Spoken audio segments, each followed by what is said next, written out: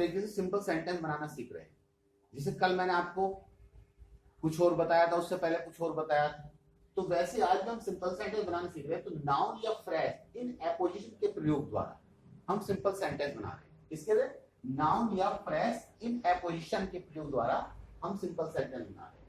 अब प्रश्न आता है कि हम जो है नाउन की जानकारी पहले ले चुके हैं, नाउन की जानकारी पहले ले चुके हैं, अब हमें देखना है कि फ्रेज और नाउन में क्या अंतर है। हमें देखना है कि फ्रेज और नाउन में क्या अंतर है। तो नाउन केवल एक शब्द का होता है, नाउन केवल एक शब्द का होता है। जैसे boy, books, girls, town, it is.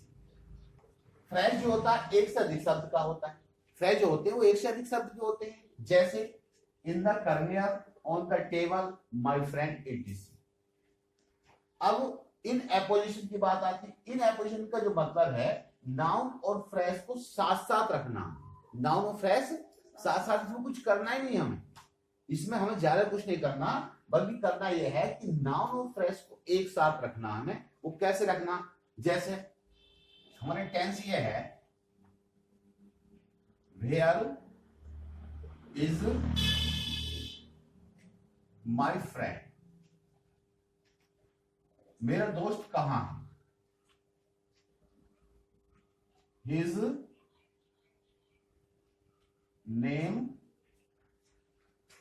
Is Anil, उसका नाम अनिल है। अगर ध्यान पूर्वक देखो तो ये माय फ्रेंड और अनिल एक ही व्यक्ति, अलग अलग व्यक्ति तो नहीं है। तो इसका मतलब है ये एक से अधिक शब्द है, इसमें एक से अधिक शब्द है तो फ्रेश हुआ, इसमें एक शब्द है अनिल तो क्या हुआ, नाउन हुआ। तो इन दोनों को हमें एक जगह रखना है और यही हमारा सिंपल सेंटेंस बनाना है इसमें। तो वेयर इज क्या जाएगा इसमें, where is my friend Anil, my friend. तो ये हमारा सिंपल सेंटेंस बन गया। एक बात और ध्यान देंगे, अगर हम फ्रेश पहले लाते हैं और नाउन बाद में लाते हैं तो कोमा लगाने की आवश्यकता हमें नहीं होती। अगर हम नाउन पहले लाएं और फ्रेश बाद में लाएं तो कोमा लगा सकते हैं। जैसे इस टेंस को हम ऐसे बना सकते हैं, वेयर इज अनिल,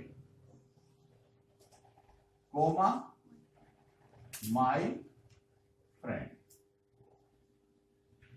यहां तक कोई प्रॉब्लम है? अंतर ये है कि मान लो कि अगर फ्रेश पहले आता है, नाउन बाद में आता है, तो हमें कोमा लगाने की आवश्यकता नहीं होती। अगर नाउन पहला आता है, फ्रेश बाद में लाते हैं, तो हमें कोमा लगाने का मतलब पड़ता है, कोमा लगाने का अधिकार है, कोमा लगाना चाहिए। ठीक है ना। अब दूसरा आता है हमारा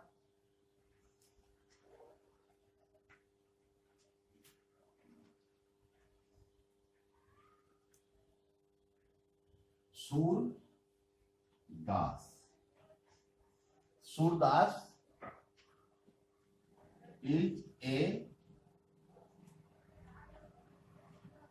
फेमस हिंदी पोएट। सूरदास जो हिंदी के प्रसिद्ध कवि है, ठीक है ना।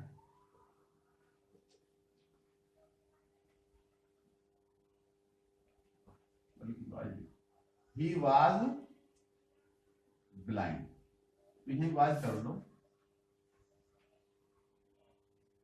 सूरदास हिंदी के प्रसिद्ध कवि थे, he was blind, वे अंधे थे। तो अगर ध्यान दो सूरदास और ए फेमस हिंदी पोएट एक ही व्यक्ति है। सूरदास ए फेमस हिंदी पोएट एक ही व्यक्ति है या नहीं है? इस टेंस को हम ऐसे भी लिख सकते हैं, इसे बाद में लिखूंगा, पहले एक दूसरा टेंस लिखता हूं मैं, इसे बाद में लिख दूंगा समझाने के लिए। जैसे ये है सचिन इज आवर कैप्टन, सही ना। Sachin is our captain, he scored 61 run. मतलब सचिन हमारे कप्तान हैं और उन्हें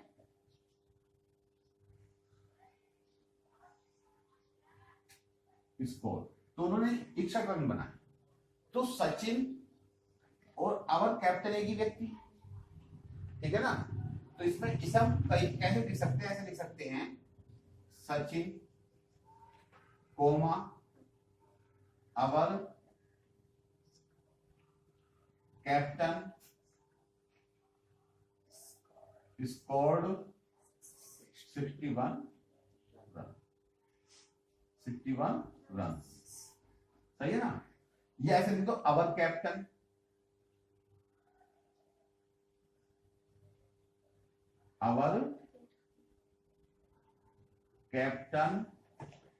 सचिन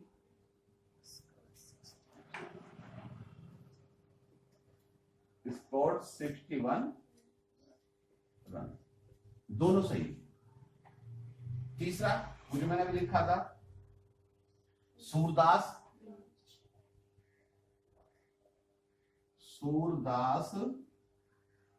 वाज ब्लाइंड। सूरदास कैसे थे, अंधे थे, हैं। He was a famous poet, हैं।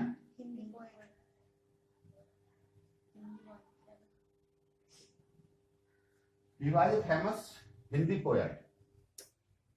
He was a famous Hindi poet. तो वे जो हिंदी के प्रसिद्ध कवि थे, अगर ध्यान दो सूरदास और ए फेमस पोएट एक ही व्यक्ति, तो सूरदास क्या है, Surdas comma a famous Hindi poet was blind. क्रिस्टोफ या ए फेमस हिंदी पोएट लिख दो, ए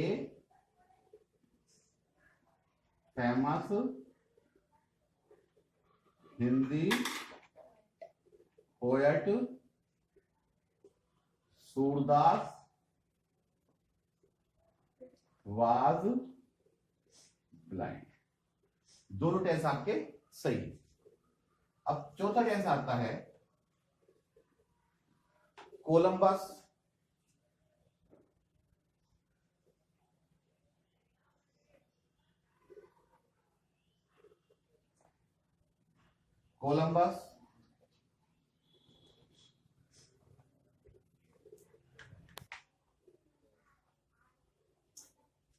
कोलंबस, ठीक है ना,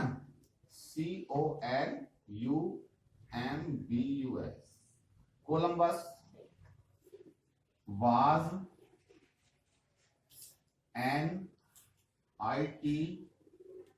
NITALIAN, इटली।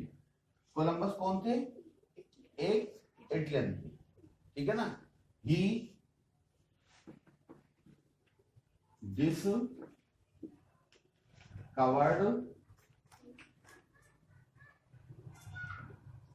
अमेरिका, तो उन्होंने अमेरिका की खोज की। कोलंबस जो थे एक इटलियन थे, तो उन्होंने अमेरिका की खोज की। अब इस टेंस में हम अगर देखते हैं इस टेंस में, तो हमें नाउन तो मिल गया,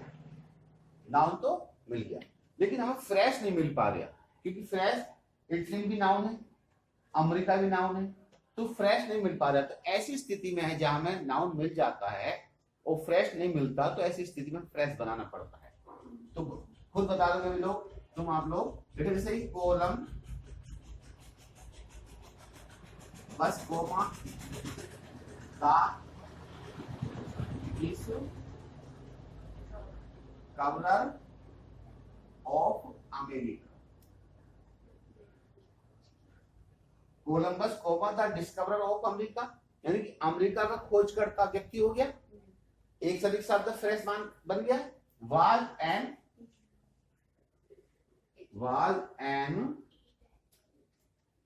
इटालियन, यहां तक बात समझ आ गई। इसको हम ऐसे भी लिख सकते हैं,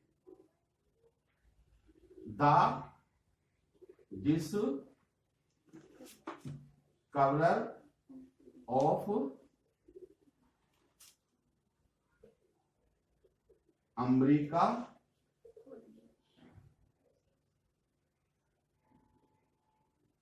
कोलंबस